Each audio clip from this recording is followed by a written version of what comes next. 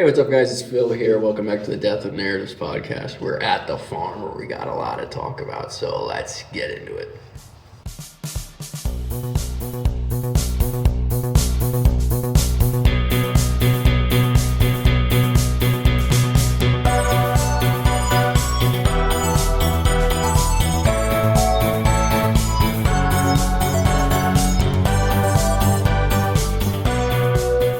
Okay, so I'm doing this, and I'm doing this asocially. I'm starting this because I don't really know who to talk with about this at all. And even people who are aware of this stuff I just don't think they understand the levity of the situation. So I'm going to be discussing the Iran war today, as well as a bunch of other perspectives, especially the Western perspective on it, or maybe the Anglo-Atlantic perspective, you would call it.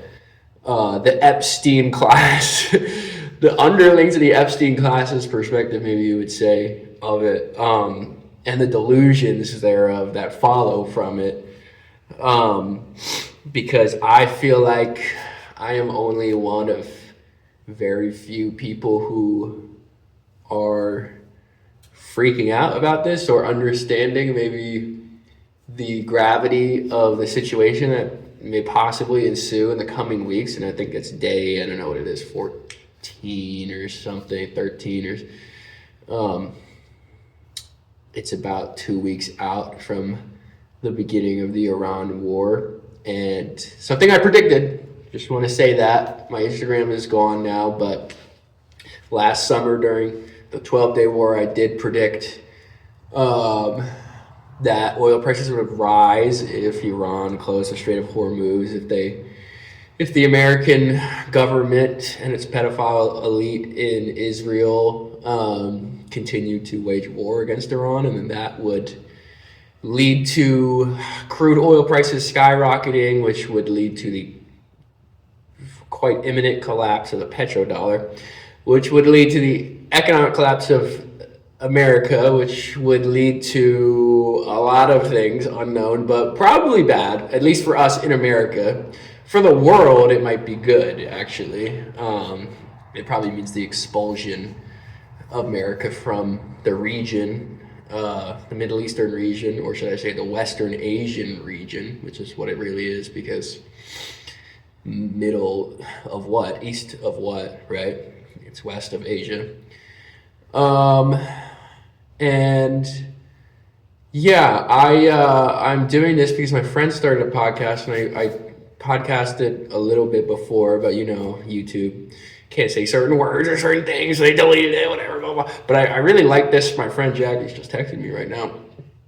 God bless him, had started a podcast recently, and just like a travel thing, just talking about it. But I just got really inspired because he also, in a roundabout way, inspired me to do this because I was being super doomer. Actually, I wasn't even being that doomer. I wasn't being doomer.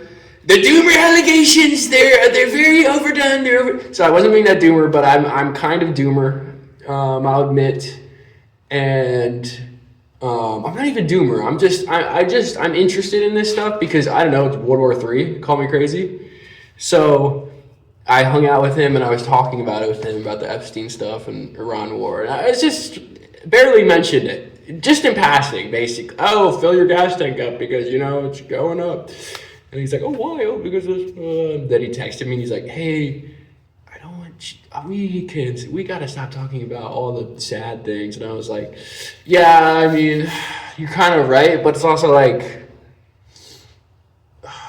dude, we can't just ignore these things. And I feel like America is ignoring these things. And this is really a problem in this narrative that, oh, things will just keep going on as normal. That narrative, this is why the podcast is called Death of Narratives.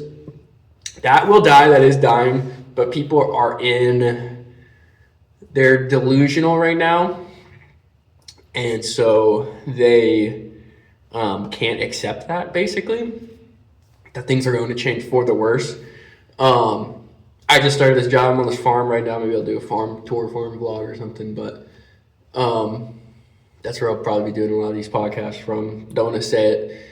Sure, they don't want me to associate this program with it, but great people over here. And when I first moved in here a couple weeks ago, I gotta say, if it is the end of the world, kind of a good landing spot I made right here. You know, like a nice big house. I'm living on the farm, and like my boss was like showing me around this house and like how the old owner like built this like a hardened concrete like bomb shelter basically in the basement. And I remember looking at it being kind of hyped. I was like, oh no way.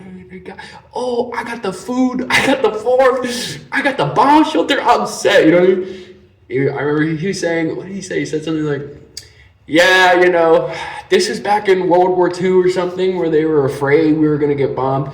Luckily, we don't have to worry about that now, you know. We don't have to worry about any of that, you know. I didn't get into it with him because it's like, I don't know. What am I going to do? See, this is the problem. What am I going to do? Have a whole in-depth 2 to 3 hour lecture about the state of the, geopolitical current affairs, the fact that the International Atomic Board of Scientists who run the doomsday clock has put it to 85 seconds to midnight, which is the closest it's ever been. We're probably closer to nuclear warfare than we were during the Cuban Missile Crisis, and no one in America even bats an eye. No one even knows that that's happening.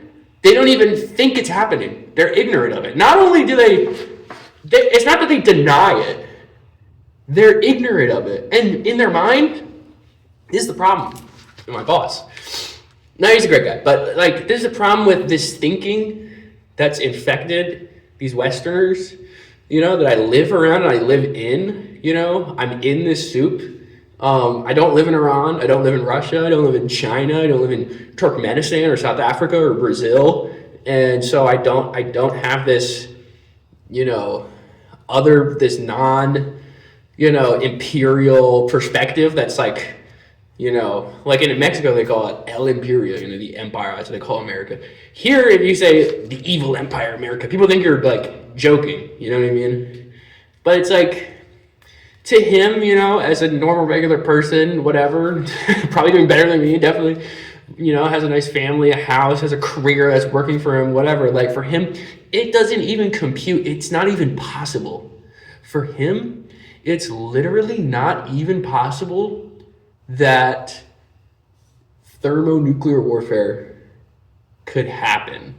And it could happen to America. Very feasibly.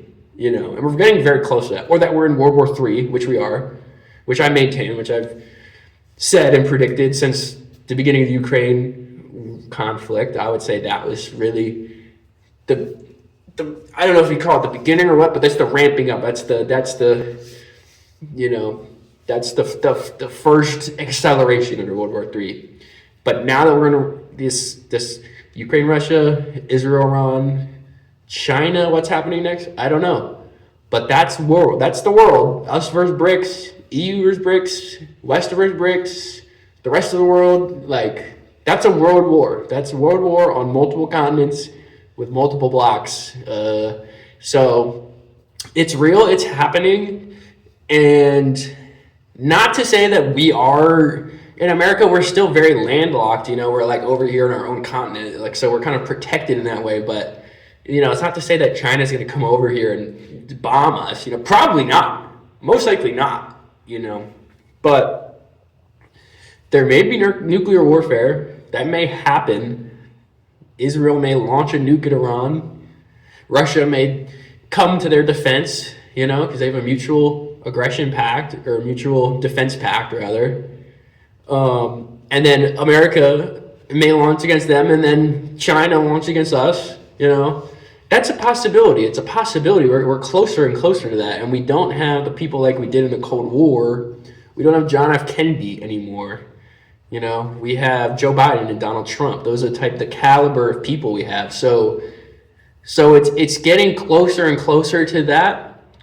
And yeah, I don't know, my boss, that's just something that stuck with me. Like, oh, well, good thing we'll never need that, or it doesn't even have to be a bombing, right? The idea in Western Asia countries, the idea of conflict, of famine, of warfare, it's real, because they see it and they're around it.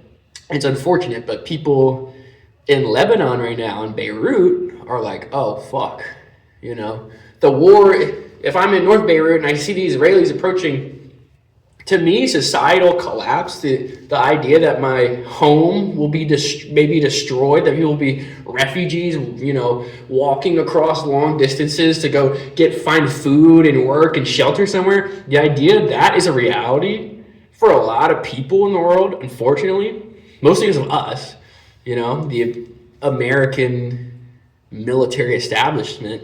But the idea that could happen in America, that something like that, some conflict, some civil war, some large-scale civil unrest, some sort of societal collapse, some sort of, something like that could happen it's so anathema to people, which is maddening to me because during COVID, we literally had the largest protest movement. Some would call it an uprising, where people burned down police stations, and there were like militias and large protest movements, and the military and the police on all sort of different sides and different factions and different places. And that literally just happened like only 5 or 6 years ago, and people forget that, or they just have blanked it out of their mind, right? It's just, that's another death of a narrative, which we should be examining. There's no media about COVID. Nobody even has explored this artistically, and so it's very weird, and it's delusional, and people in the West are delusional, and I think it's sad to say that and accept that, but even people who understand the Iran war that I'm talking to, they're like, well, it's bad, but the world's not going to end tomorrow. It's like, it's not going to explode, and it's like, yeah, it might not, but it might in a couple weeks or a couple months or the next following years. I mean, when I moved in here, similar time around the story, my boss came dismissing the idea of any sort of warfare or unrest that could happen. I said, that can't happen here. We're too stable and rich, whatever. At the same time, I remember driving here. I drove cross country because I was living in Washington for a while. And I remember driving here from Baltimore, where I'm from. And after going cross country, packed my stuff up in Baltimore, drove here. And I was very reticent to look at gas prices because I was thinking that this was,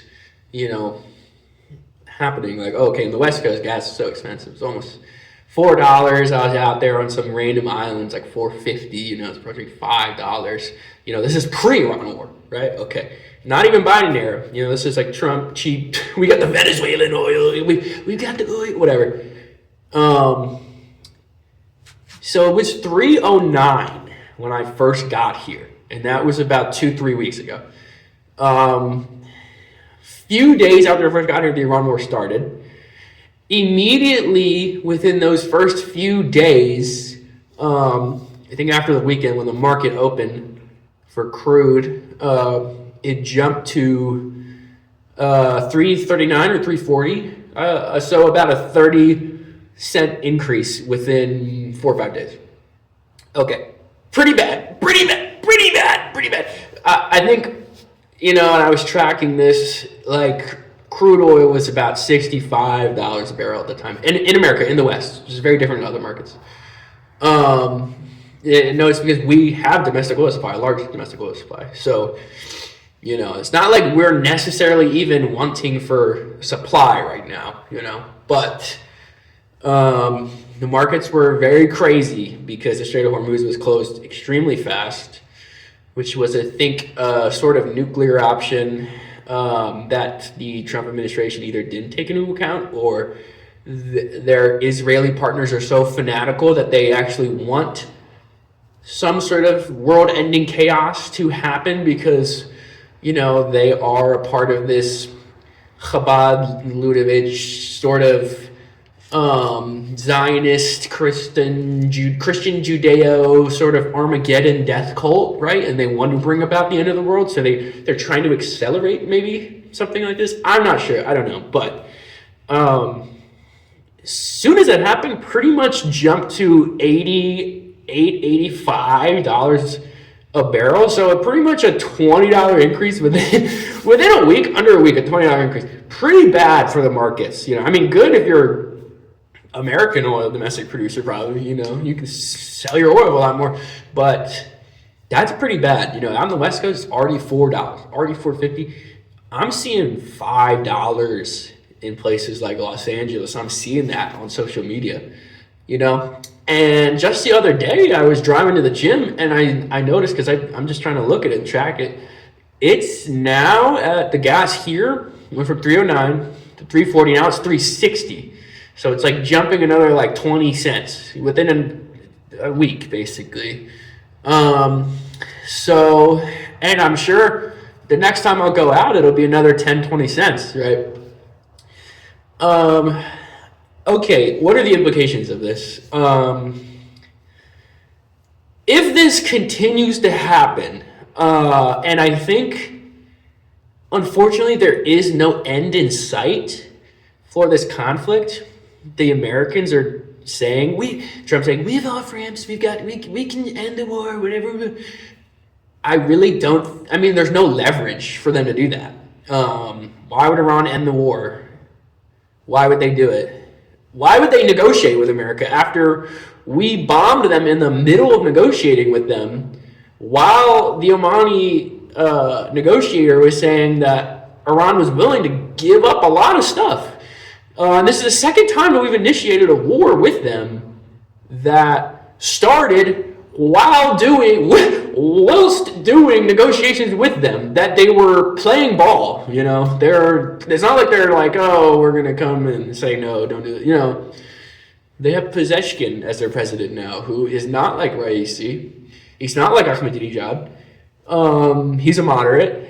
To be honest, I think he's quite out of his depth. But he's a person who's willing to make a deal. There are a lot of people in Iran who are willing to make a deal with the West for sanctions to be lifted. It's that simple. Their economy has been strangled. They're a very large nation. They're a very smart nation. They have an amazing industrial base. And if they had access to more Western market and Western investment, their country would flourish in a way that they have not seen since the IRGC, took over pretty much. So they are willing to make a deal, and they initiated this war in the middle of negotiating, which to me means that negotiations with the Americans, they're not negotiation capable, period, point blank anymore. Anyone should know that. Ukraine, right? Minsk 1, Minsk 2, whatever, all the accords, right? Like, it's just, they've all been used, they've all been instrumentalized to save time in the war, be like, time out.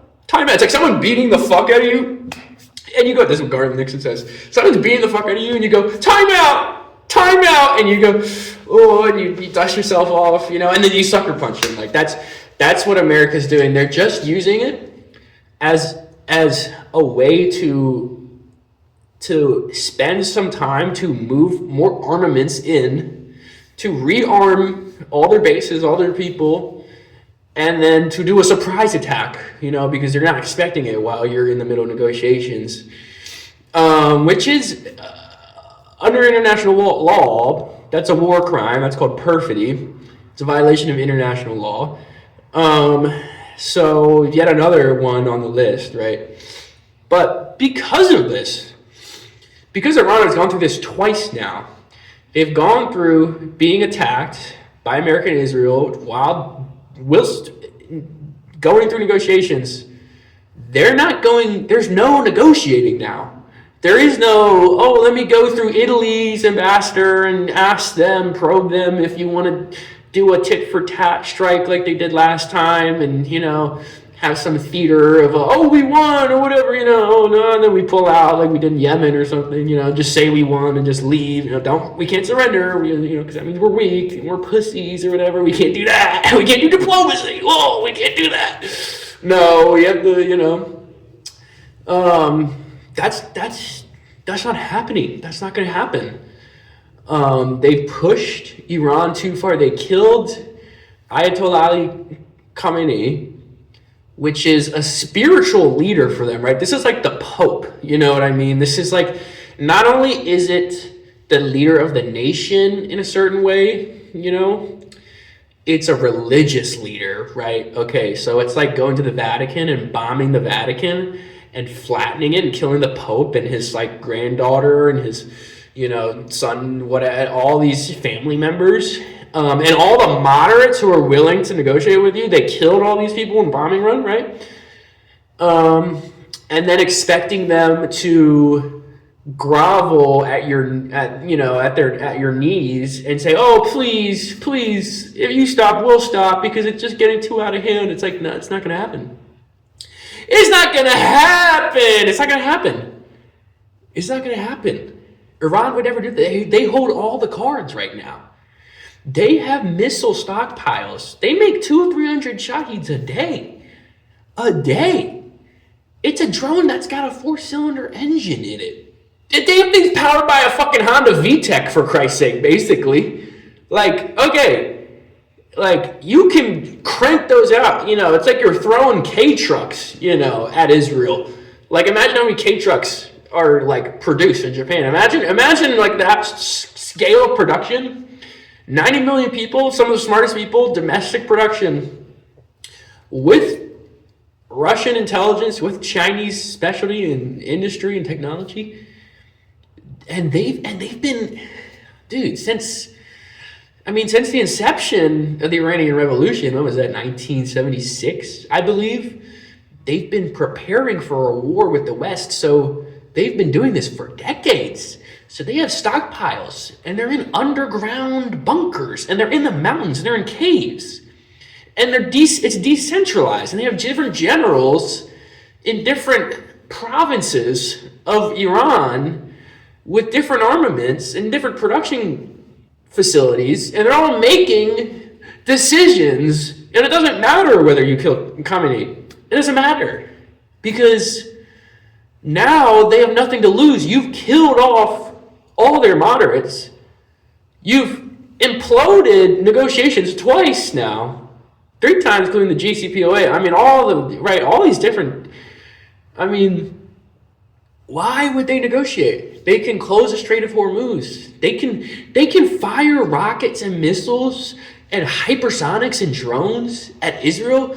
One of their generals said for 10 years, not just weeks, not just months.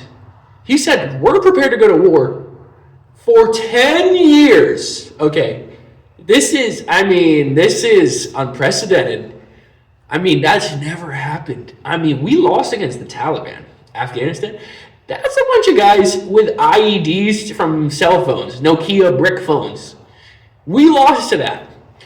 Why? Because they had faith. Period. Point blank. They had faith. They were religious zealots in a way. Not to talk down on them, but they're religious zealots, and their faith in God was intertwined in their war with the American military, which was an occupying force, period. And everyone else who was more pragmatic, either was a collaborator, was just a regular citizen who said, I'm not trying to do that. I don't want to get hurt. I got to keep my herd of goats, and I just want to be out the way, Versus this idea of martyrdom. This idea that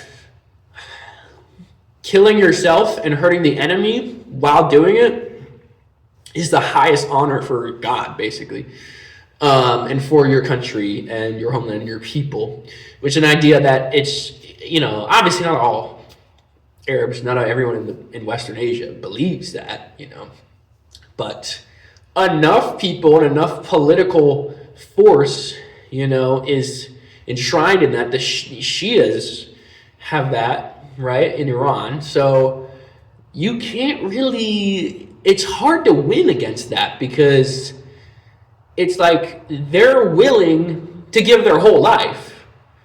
American soldiers aren't. They're just in there because they're getting promised a Camaro and they're getting promised to pay for college to get a communications degree. You know, the average American infantryman probably doesn't even know who Ayatollah Khamenei is, period. I'm sorry to say. Let alone Ali Larijani. Let alone, you know, Ayatollah Mustafa, the new guy, Mustafa Khamenei. Let alone Abbas Araghchi. They don't know any of these people. Sometimes they're on boats. I shit you not. I've heard stories. They're on boats. They're on a carrier, destroyer in the middle of the Mediterranean. They don't even understand what they're doing. They're just sleep deprived on a boat and going, all right, I got to look at this radar system and like press these buttons after I do this radar system. And then, so not only do they not have conviction, right? This is the Western brain. They're totally just ignorant of what they're doing. They're just going along to get along, basically. And so there's no way that you can't beat that, basically. You can inflict a lot of damage, but you can't beat that because the resistance of the Iranian people is rooted in country, pride, culture, but also faith, religious faith, right? The highest, you know, all highest, right? Which in America we can't really relate to because there's not a lot of faith here, you know. Most of the faith you get here is Zionism or Christian nationalism.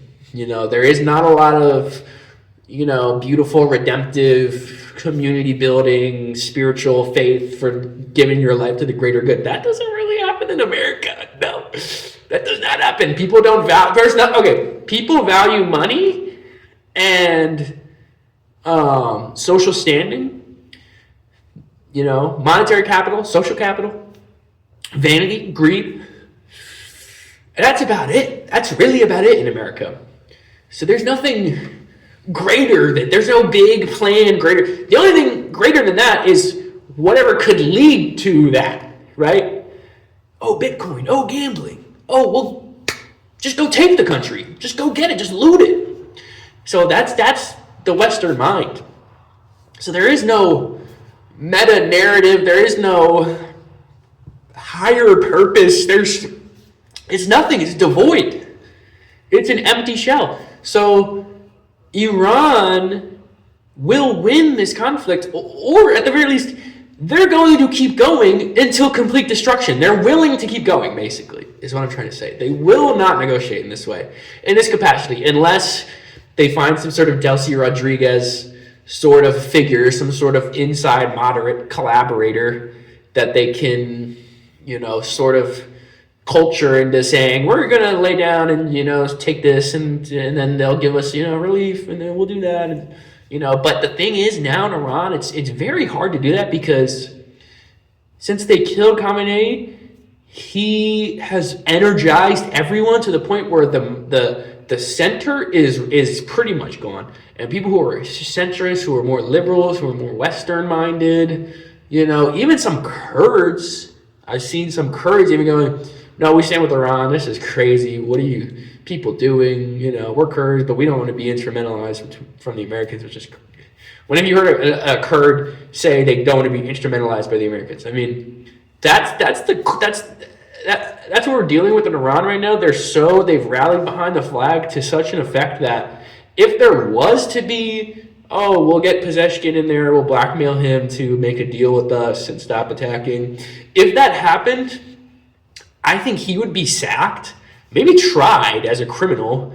And at any rate, what's called the decentralized mosaic, their military strategy, their military would continue, it wouldn't cease to function, it would continue independent of Pezeshkian.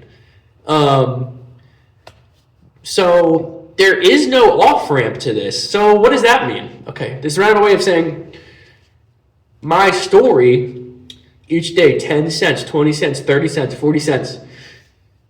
That means gas not only will the price be inflated, but there will be a supply issue globally, period. You can't get around that. I don't think you can get around that. Barring something very unprecedented happening in the Strait of Hormuz, you really can't get around that. So, Strait of Hormuz, 20 to 30% of liquefied natural gas, oil, crude oil, transit. So, with that closed, or pretty much all of it closed to Western or American traffic, I know the Chinese are smart enough to have ships getting through because, I don't know, they've done diplomacy and they haven't bombed the nation known as Iran. But in Europe, they're feeling it. And in America, even though we have a large domestic production, it will still affect us. Prices will be affected. And eventually, we sell oil to other people, right? So all of that revenue, if we are to keep prices tamped down, that's going to have to be gone. And that's going to have to go back into the national market instead of the international market. And even then, that means there's going to be no room for growth. We're not going to be able to grow our economy because we're going to have a fixed amount of fuel that we're going to be using. And if globally prices continue to go up and there aren't price controls, there aren't something very, very drastic economically that's going to happen, what's going to happen is next week gas here is going to be $4. I predict that will happen in Pennsylvania very soon. The week after that, it may be, once again, $4.30. Next week after that, it'll be $4.60. Then it'll hit $5. Then it'll be $5.50. Ad infinitum. I don't know when it stops. I don't know. Maybe when they start rationing it. Okay, so... All right, you're crazy, Phil. That's all right. Gas is going to be expensive. Maybe not. I don't know. What should I do? Buy oil stocks? That's the American mind. That's the only thing that people can think about right now. Even people who I talk to who know about this, the only thing we can think about is, oh, I should buy gold and silver because the petrodollar is going to collapse. Oh, I should buy oil stock. I should buy mining stock. How can I make money off this calamity? That's the degeneracy of the Western perspective, but that's honestly what's happening, and that's what's scaring me right now, because if this continues to happen, if diesel hits $10 a gallon, we are fucked as a society, because we don't really got trains like that. We don't really got trains like China do. And even if we did, when you load goods from a ship onto a train, the train doesn't drop it off at the store. You have to put it on a truck with diesel fuel in it and drive it there. And the cost of that good has a bit of the cost of transporting it. So if the transportation costs go up by 2-3-fold, then a lot of the goods are going to go up by 2-3-fold. Okay, remember where we were in 2022, and thinking back now, how wow, it was expensive, but it was cheaper than it is right now. And then think about how back in 2020 it was like that too. Wow, it's expensive, but it was cheaper than it was in 2022. And then think about that in 2018. Okay, pre-2020. Wow, okay, it was cheap. Okay, do you get my drift? In nature, I work on a farm here. This is a law of nature. And it's a physical law. There are only net negatives and net positives, okay? You are only ever having a net negative impact or a net positive impact on an environment, on an economy, whatever you do, the frequency and pattern of actions that you do, it's either a positive feedback loop or a negative feedback loop. Right now, we're on a negative feedback loop. That means it's not going to go up and down and up and sideways and K and E curves. No. It's going to generally keep going. The economy, line go down, basically. Basically, line go down and price go up. And not in one singular instance. Oh, the Iran war happened. Now, crude oil is $89. Now it's $90. No, it's going to keep going up. Okay, it's a trend line. Do you see the trend? Right? I don't predict the future, but this isn't predicting the future. This is analysis, okay? If this happens physically, this other thing will happen. Okay, that's not predicting the future. That's analysis, right? That's the difference. I don't want to predict the future. After COVID, I don't predict the future. I don't make predictions. This is analysis. If the Strait of Hormuz continues to be closed, if we don't do some radical economic action to counteract that, oil and diesel, crude oil prices will continue to go up. If they continue to go up, if at an accelerated rate, very soon, possibly within weeks and months, within the year, possibly, we could see an oil crisis, the likes of which, the 1970s oil crisis, the OPEC, it will blow this shit out. That'll be blowing out the fucking water, okay? And a lot of things are made out of plastic. A lot of things are transported with oil and diesel. If we think inflation's bad now, it's going to be so bad, it's going to be unaffordable. The economy will start to collapse. If people can't take their check and go buy groceries, the economy will collapse, period. If they can't afford to bring the groceries to the grocery store, people will starve. And that's the tea, folks. That's clock it, that's the tea. I don't want to be alarmist. This is analysis. This isn't a prediction of the future. This is analysis, okay? Physically, it's a matter of physicality. If the price of oil, diesel, crude oil, and if the supply is not there, if the price skyrockets and the supply isn't there, we will not be able to function as a society. I'm not just talking about a depression. I'm talking about famine. I'm talking about societal collapse, disintegration of the social bond. Okay, I'm talking about a possible civil uprising, civil war. I'm talking about a depopulation of urban areas. I'm talking about large-scale land-based conflicts. Ooh, sorry to say, in North America, people can't fathom this, but think about the Ukraine war. I mean, that was a Western nation. That was a Western-style nation. It had people with my skin tone who, had lived on nice European-looking streets, who had nice NGO jobs, and drove cars, and lived in apartments with heating and air conditioning, and shopped at grocery stores. This isn't some backwater.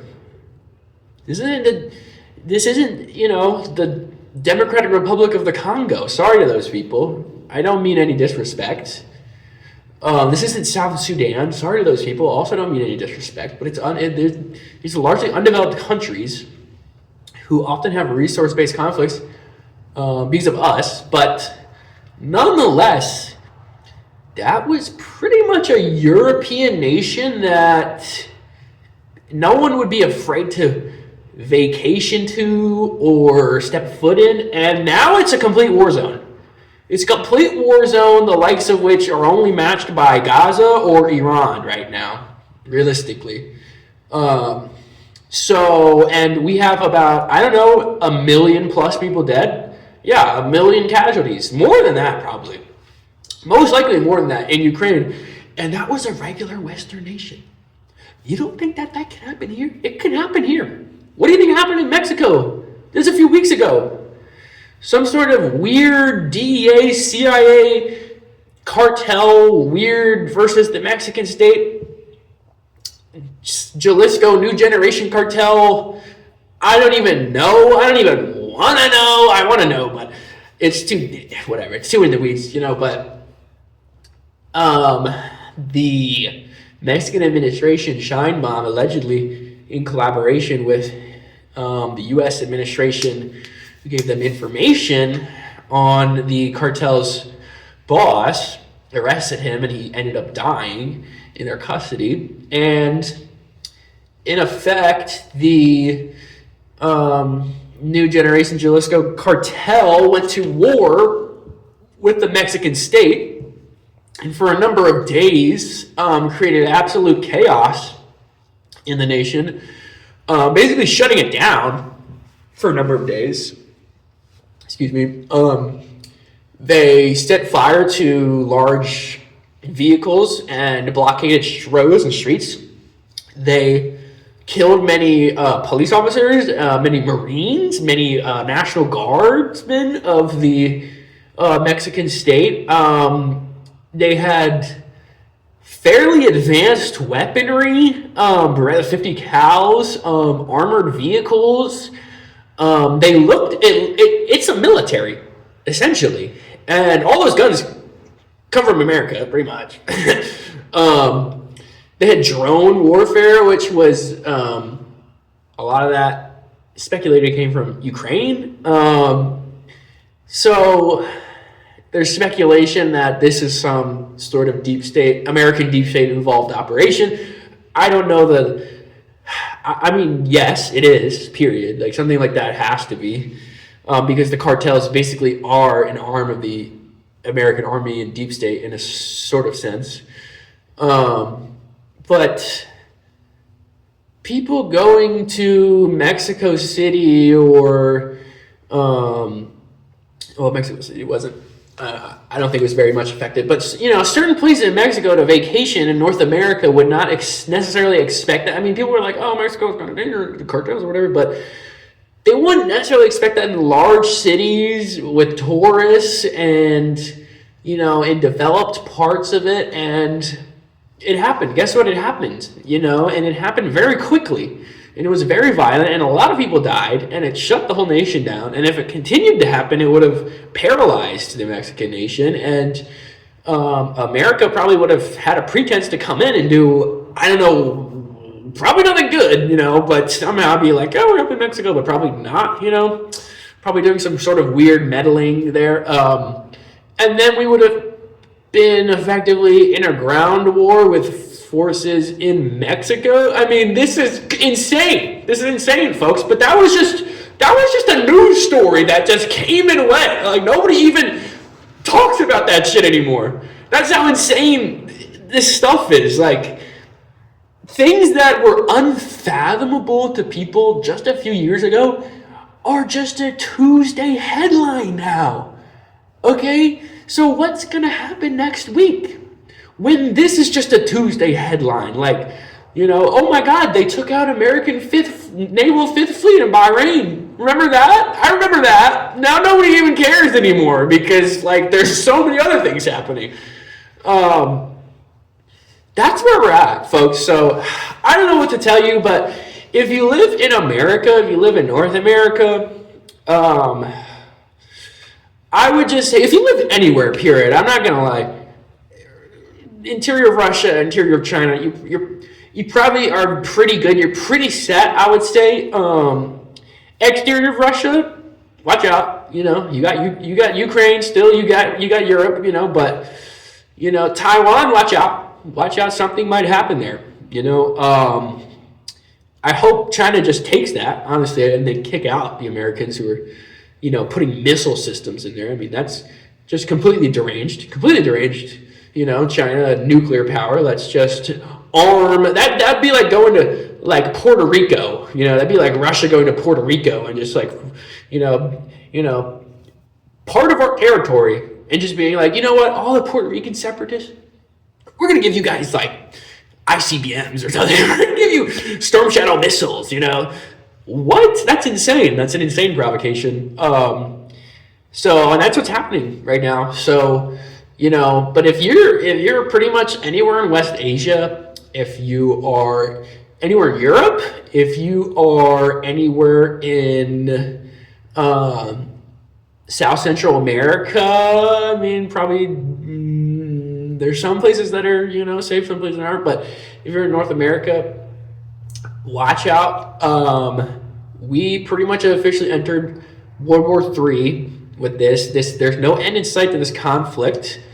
And it will destroy the social fabric of the West as we know it. I really believe that. And I'm scared of that. And no one here will even entertain that idea because it's scary, and I get that. But you need to entertain that idea, whatever that means for you. Buy some silver, buy some gold. Whatever, it's my Western, whatever. But put money into something that's going to hold value. When Saudi Arabia can't sell oil, and it can't sell it, period. It can't sell it in dollars. That's the petrodollar. The rest of the world has to buy oil from these Gulf countries in dollars.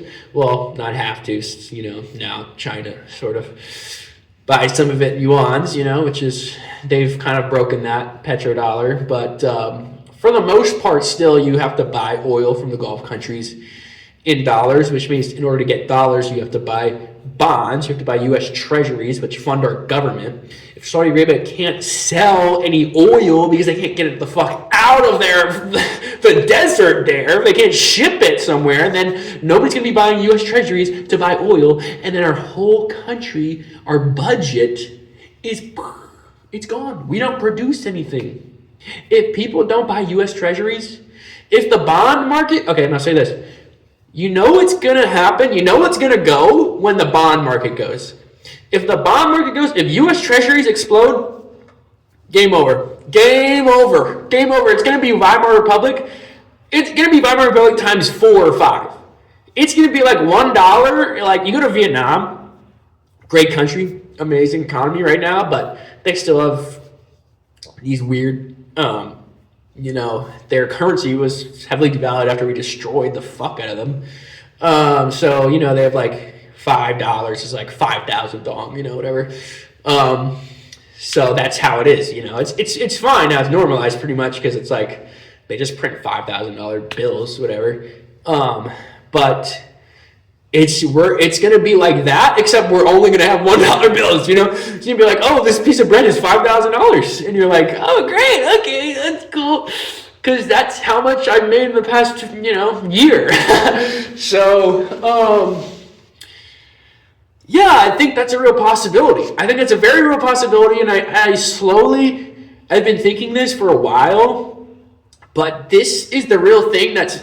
Like, I'm thinking that something like this would happen since COVID, for sure. That COVID will look like a fucking softball game. Okay, that's a warm up.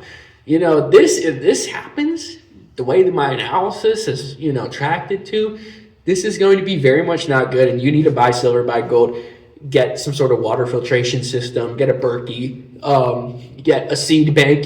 Buy True Leaf, I think, market, not a sponsor, but they sell like a bucket of like seeds, a bunch of heirloom seeds. Get something like that. Know your neighbor. Talk to your neighbor. Be self-sufficient. Start DIYing stuff. Start kind of building stuff. Start tinkering. Watch less media. Live more in the real world. Talk to your neighbors. Talk to people. Make social connections. If you have an exit strategy, I would say get out now. I'm not gonna lie. And I didn't used to say that because during COVID I was like, should I leave? Should I leave? Should I leave America?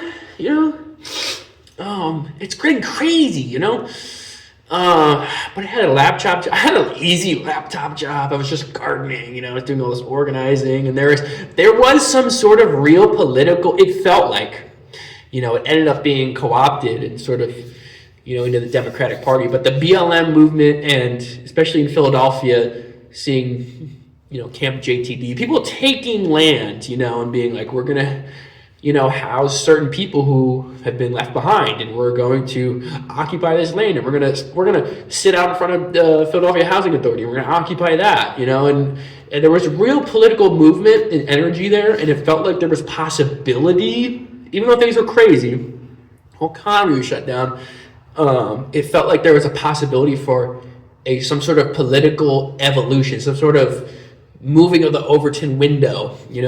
Once I realized that movement had been co-opted pretty much and neutered by the Democratic Party, people like George Soros, who are making these cutouts in these NGOs to say, oh, we're going from, the police are as bad as the KKK, and we need to, reform them, get rid of them to a certain extent, and rebuild them the way that we see it. Police need to be fully remodeled.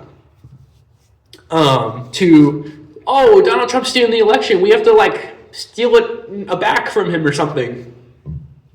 And I was there. I was on the ground, and I saw that. I saw a socialist alternative out there, signing people up to be election observers. It's like, who gives a fuck? Who cares? People were getting shot in the street. It wasn't even at that point, people racialized it, but it really was not a black and white issue, It affected a lot of black people because, they're marginalized and they're, on average poorer than a lot of other races in America, but it's a police brutality issue. Anyone who's experienced police brutality knows how horrifying it is, and it can happen to anyone. It can happen to anyone now, and that was completely forgotten about and rebuffed, and so seeing that was sad, because now at this point I don't really see. I've been through that political evolution. It's kind of like being a believer in a color revolution or something, and then realizing oh shit, this was actually just funded by the CIA or something, or co-opted by some NGO, or half the people who thought this are actually just kind of virtue signaling or fake or lying or something. They didn't really believe it. It was just convenient for them. So that was disheartening. But now at this point, I don't see any sort of political force. I don't see any off ramp. I don't see any way that this can get better in the short term. Realistically, I'm sorry to say that. So if you can get to South Africa, that'd be a nice place to go. If you can get to maybe, yes, Brazil might be safe, although I don't know, they got their fifth column there too. But go to China. If you can go to interior China, get the fuck over there. If you can go to Russia, go to Russia. If you can go to, I want to go to Japan, Australia. I don't know, it's isolated, but it's a Western country. I would have said, Thailand, but for Christ's sake, Thailand, Cambodia, that's been weird too. Who knows what's going to happen? Asia might not even be safe. Japan gets a large part of their oil from the Strait of Hormuz. They said if that remains closed, their whole industrial sector is going to collapse within 8 months. 8 months, folks. 8 months, folks. Okay, not going to be good for Asia. Not going to be good for Asia. Trying to get oil from Russia. They might even buy some LNG from us and oil from us shipped very expensively. But, Taiwan, South Korea, Japan, I don't know. India, they get a lot of oil from the Strait of Hormuz. Are they going to be doing well? They might not be embroiled in war, which is a low bar at this point, but if you can get out, if you can go, go. I would say go. As long as you don't go to Israel or Ukraine or something, if you can go. Maybe Spain, that might be a good, that might be an interesting place. Northern Africa, maybe Morocco or something, that's something that's relatively isolated from conflict, although they have the whole bottom part there, so I don't know, but it's a world war now, so it's very few places are going to be stable. But I do know that America will never ever have the power it has right now at this moment. 2, 3, okay, 3 more seconds, whatever. It will also never have the power it has right now at this moment. It will forever have less power.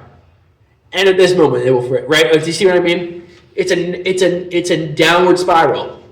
It's a net negative effect, right? And it's a compounding effect, you know? And it goes slow, slow, slow, slow, slow, and then suddenly all at once. And I've been saying there's going to be an all at once. And people go, Phil, stop being weird. And my friend's calling me because he knows I'm being paranoid and freaking out right now. But, Phil, you're being insane. Oh my God, stop talking about that. And people are like annoyed by it. It's like a nuisance. People think you're like a weirdo, you know. You're like, hey, do you guys want to maybe, I don't know, maybe try and interrogate the idea that our whole economy and society might be on the verge of collapse, you know, within a matter of, I don't know, years, maybe months now, weeks now, maybe, I don't know. And people are like, no. The fuck? Who is this guy? You know, so it's isolating in that way. But I just wanted to do this because I want to put this on the record. At this point, that this is what I believe. Because even if I stay here and I just go, all right, I'll just keep fucking working and doing my regular thing, you know, and maybe everything will be fine. And then it goes. I just want to have this. I want to have this podcast to document what's going to happen, and I want to. I have this sort of analysis that I've kind of gleaned from a lot of sources and a lot of other analysts, and I have an interesting perspective on it. And I want to document this because. At the very least, if I die, I want to say, I told you so. You know, I want to be like, all right. I predicted it, so you should have listened to me. Okay. Go listen to the podcast, episode 1. Got the narratives, you know. But yeah.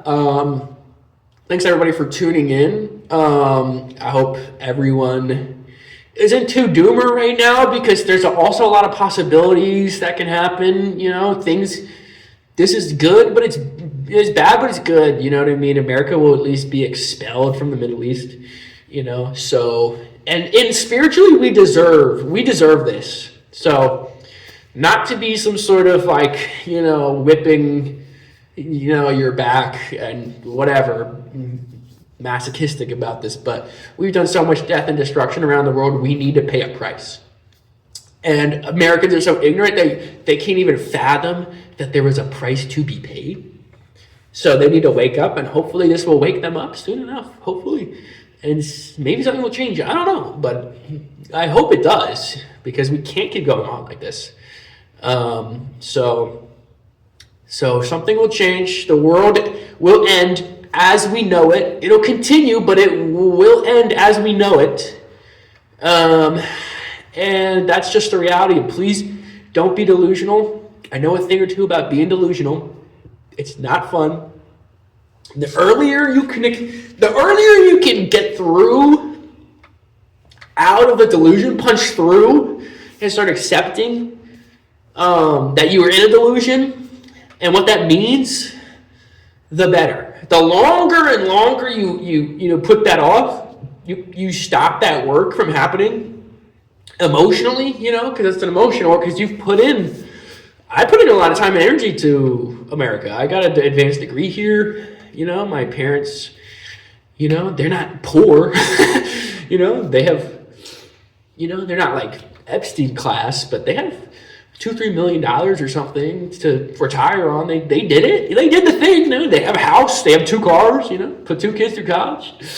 You know, so the American project worked. You know, for my family, at least personally. You know, and I believed in it. I believed I was going to be a computer scientist, bro. You know, studying artificial intelligence. That's right. So if I had stuck with that, I'd probably be, you know, at Anthropic or something and putting in the Minaj school as a target. You know, I would have been doing war crimes, you know, so I can't do that. I can't do that. The alternative is being a peasant farmer, you know, so go figure, you know. There's a lot of alternatives, but for me, that's what it was. So I just live a different lifestyle now, and I've accepted that, you know, and I'm never going to make as much money as I would have if I went that path. But I know people, who I went to school with. I see them on LinkedIn. I see they work for the NSA and Raytheon. I see them. I know them. And I don't personally judge them because I know they're great people, at heart. But on an analysis level, that I think that's aiding and abetting, and well, not aiding and abetting. It's literally designing and building, the elements of imperial destruction for the rest of the world. So for me, that's unacceptable. I am one of the few Americans who, when push comes to shove, I would rather die. I would rather die. There's certain things. All right, I fucking was in college. I'll get a vaccine. I guess I gotta do that, whatever. But, if they try and draft me for Israel, I would rather die. I would rather go out whatever. Don't worry about that. No, in Minecraft, But yeah, I have that's a sense, a sliver of martyrdom, and I think the Gen Z and the Gen Alpha are understanding that a little more, that they're like, I'm not gonna go to get drafted to Iran. What are you, crazy? Fight for some Zionists? What are you, insane? At the very least, a lot of them are gonna run away to Canada, So, and maybe Mark Carney will do the weird China gambit, and then maybe Canada will just have super fast 600 kilometer an hour trains, and we could all just run away there. We could only hope, but probably not. So so don't be delusional. Please accept that, and stay informed, and stay connected with your friends and your family, and try to be a little bit prepared. Get an emergency medical kit, like I said, get some gold, get some whatever, get your second passport out. Get your travel plans ready. Whatever you can do, your kind of bug out kit. Get a gun. I know, but you should get a gun. I'm sorry. I am a Marxist, I'm on the left, but you gotta get a gun. We're in America. I'm sorry. You gotta get a gun. So yeah. Thanks for tuning in. I'll catch you guys next time. Hopefully we'll have some friends and some guests on who will not be deterred about my paranoid analysis. Thanks, guys. Peace.